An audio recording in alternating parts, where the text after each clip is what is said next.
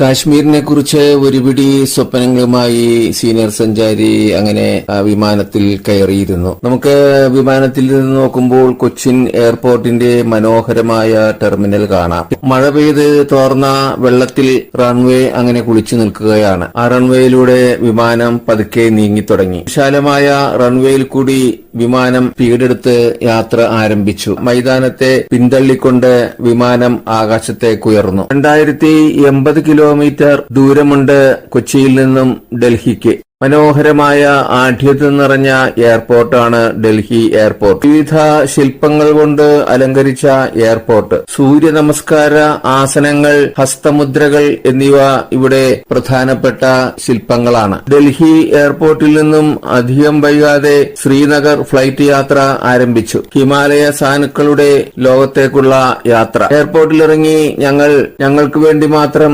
തയ്യാറായി നിന്ന ബസ്സിൽ കയറി ശ്രീനഗർ എന്ന ടൂറിസം കേന്ദ്രം ലക്ഷ്യമാക്കി യാത്ര തുടർന്നു. തെളിഞ്ഞ നീലാകാശത്ത് അങ്ങിങ്ങായി വെൺമേഘക്കീറുകൾ കാണാം. തൂപികാഗ്രത വൃക്ഷങ്ങൾ. അത് കാശ്മീരിന്റെ മാത്രം പ്രത്യേകതയാണ്. പിറകിൽ ധലം നദി ഒഴുകുന്നു. ഭംഗിയാർന്ന കെട്ടിടങ്ങളും ഒട്ടും പൊടിശല്യമില്ലാത്ത തണുത്ത അന്തരീക്ഷവും. പച്ചപ്പാർന്ന പുൽത്തകിടിയും വിവിധ വർണ്ണങ്ങളിലുള്ള പൂക്കളേന്തി നിൽക്കുന്ന വൃക്ഷങ്ങളും എവിടെയും കാണാം. അങ്ങുദൂരെ മടക്കുകളായി കിടക്കുന്ന മലനിരകൾ കൂടുതൽ വ്യക്തമായി തുടങ്ങി.